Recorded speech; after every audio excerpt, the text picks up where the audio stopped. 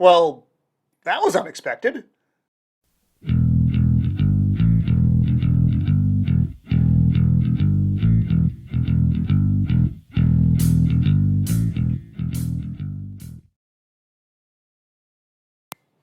Greetings and welcome to Roman of the Empire. I am your host, Roman. Today we are going to be talking about Doctor Strange in the Multiverse of Madness. So this movie is about 2 hours and 6 minutes. There are 2 post-credits, which in my opinion aren't really worth sticking around past the movie. So they didn't bring a lot to it and you're just hanging out for really not a lot of reason. It's directed by Sam Raimi, who you know from The Evil Dead, Darkman for you older folk, and of course the original Spider-Man trilogy. Writer is Michael Waldron. He did Loki for Disney Plus Marvel, which was terrible, Heels, which I've never heard of, and Rick and Morty. Not really someone you're thinking of as a writer for a superhero movie, but many writers come from many places, so we'll just leave that over here for a minute until we get into the meat of this. Dr. Stephen Strange, of course, played by Benedict Cumberbatch. Wanda Maximoff, the Scarlet Witch, played by the always wonderful Elizabeth Olsen. America Chavez, played by Xochitl Gomez, who I was pleasantly surprised with. Wong, of course, played by Benedict Wong, and kind of a cast of other randos. Christine Palmer does make an appearance, though. That is not a spoiler. You've seen that in the previews. Played by Rachel McAdams. So, creatures from the multiverse are crossing into our reality, leaving destruction in their path. A young girl named America Chavez, seems to be their target. And with all the realities at stake and an unrelenting and unexpected foe, Dr. Stephen Strange Wong and America Chavez must stop the spread of the madness that is enveloping the multiverse. That's your kind of basic B storyline. Tie-ins to this are Disney Plus, WandaVision, very heavy. If you haven't seen WandaVision, you're not going to understand what Wanda's doing. And even if you have, it's questionable. And the What If series, there are some tie-ins to that. And of course, the earlier Avengers movies. Costumes were good. They were effective. They weren't the lame stuff you saw like in the Eternals. This is standard Doctor Strange stuff. Special effects were, of course, very CGI heavy, but that goes without saying. But they were consistent with regular MCU. It looked fine. Music, on the other hand, from Danny Elfman was awesome. There are some very good scenes in which music plays a very heavy part, and Danny Elfman is just all over that. It's great. And the score overall is just very, very good. So, the score is good. Cinematography is fine. This is an action movie. You're not there to see big sprawling views and horizons. This is most of it's cityscape stuff. So it's again CGI heavy, but it works. So I really, and I may be going against some of my fellow YouTubers' opinions on this film. I really enjoyed this movie. I have to admit, and this is, I don't even think this is subjective. The basic plot premise is utterly ridiculous. And we're going to cover that more when we get into spoilers. But funny thing, aside from the main antagonist's goal, the secondary plot and subplots are all a lot of fun. You get to see the different versions of familiar characters, which you've seen in the previews. Cumberbatch and Wong work very well together. They do have a good chemistry, I think. Elizabeth Olsen is always fun to watch as the Scarlet Witch.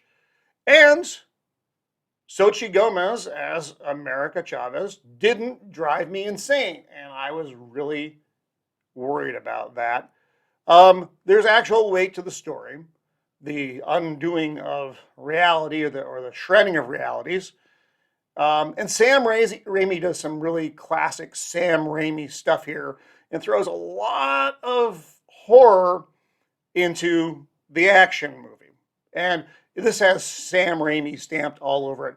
If you know who Sam Raimi is and you didn't know Sam Raimi was directing this film and you watch this film, you'd say, that's a Sam Raimi film. It definitely has his signature mark on the movie. So it was fun. It wasn't what I expected. This wasn't what you got for a storyline from the previews. It actually, I was surprised. I would go to the theater to see it, just because you want to get the big version of this show. It is fun to watch. And before the big spoilers, which I'm not going to go into the big spoilers, spill out all over the interwebs, because that will ruin certain parts of the movie for you. So the non-spoiler free version of this, go to the movie. It's fun. You don't have to think a whole lot. So now, dun dun dun, we're going to get into some spoilers. And I'm going to stick to some major plot points here just so we can talk about why I think what I think about the movie. But I'm not going to go into the deep dive stuff that is going to wreck stuff for you. I'm not going to talk about resolution or, like I said, the big plot or the big interesting spoiler stuff. So, as I mentioned, and we need to get this out of the way, you really needed to see WandaVision to understand Wanda's motivation in this movie. And I say Wanda because Wanda is the main antagonist. That's once you're that far into the movie, you realize that. So she'd manufactured these kids in WandaVision in her fantasy town that she created for herself in her fake reality, Billy and Tommy or something. And when she was forced to close this reality at the end of WandaVision, she really missed her fake kids. So that's the big plot line is America Chavez, who is our new character. She can travel between the multiverse into the other realities. Wanda finds this out and wants to steal America's powers, which will kill her, and find a reality where she can be with her fake kids. Now, in other realities, they're not fake. This is a bit of a plot hole, and I don't really understand how they're not fake. She manufactured them in her fantasy reality. They were supposed to be her and Vision's kids. Vision's not in this. I don't understand how the other kids in the other realities can be real. You kind of got to go with that. That's where you just have to shut the brain off and just ride it along. Okay. But remember when I mentioned that's ridiculous, because that's ridiculous. The primary plot is ridiculous. Wanda made up these kids. She wasn't really with the fake kids for that long. And she's willing to rip apart and kill to have the fake kids. So Wanda is clearly unhinged. She's damaged from losing Vision. And then the fantasy reality she created for herself with her fake kids. And she's been using the Darkhold, which was a book that was introduced again in WandaVision. And this is a book of dark magic.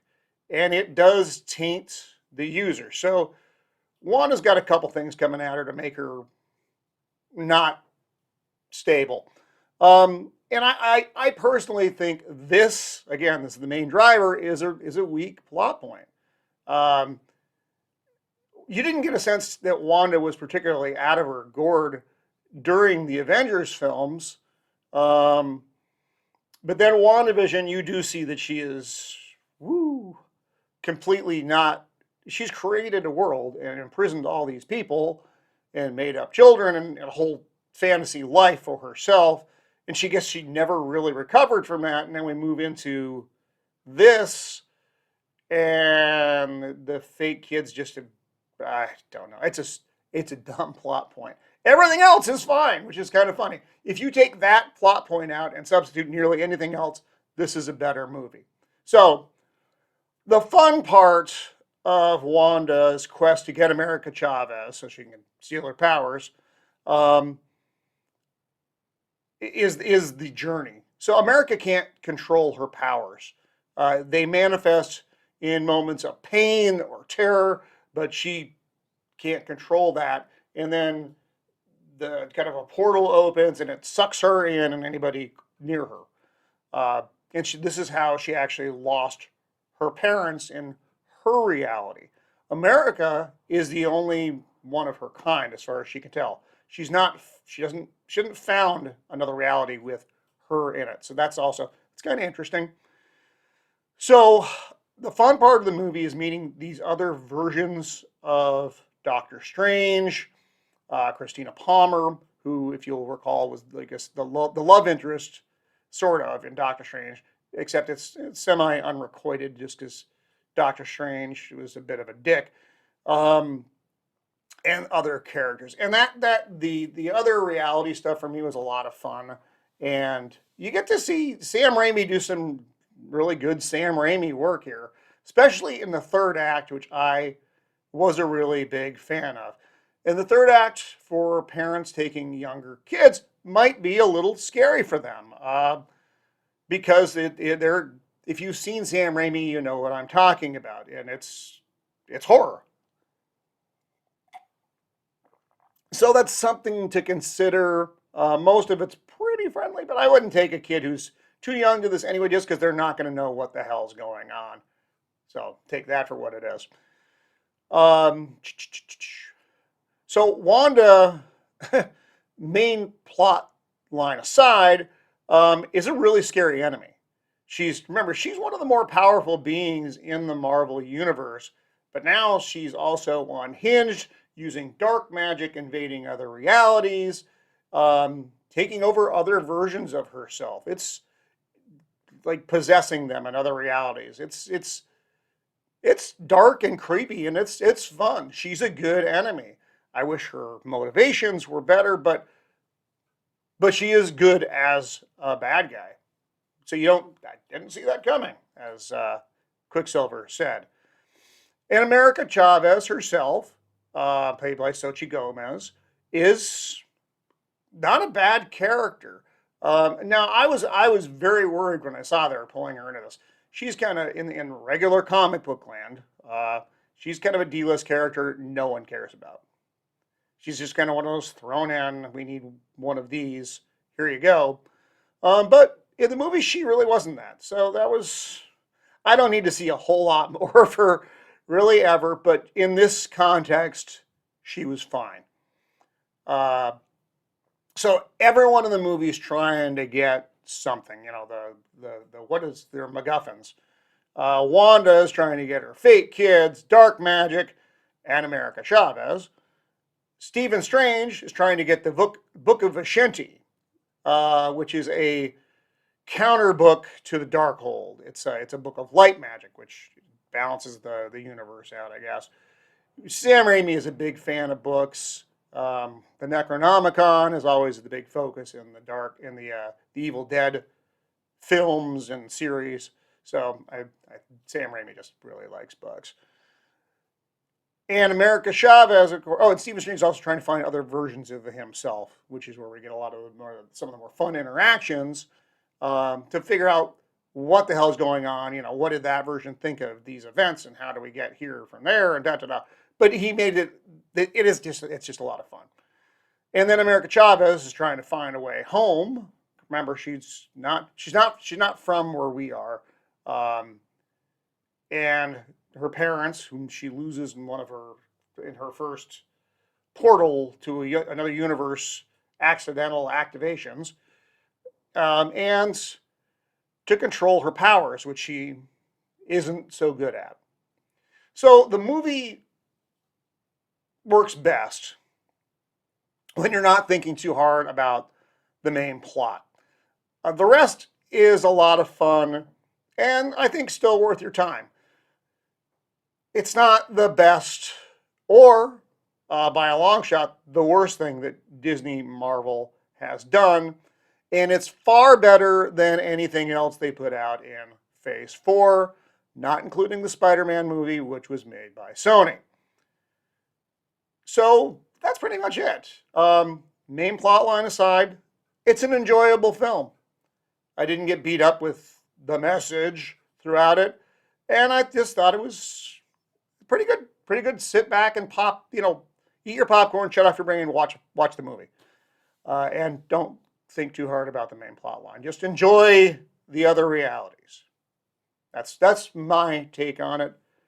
It's a fun movie.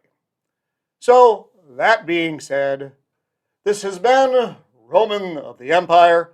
Please like and subscribe. Signing off. Be kind.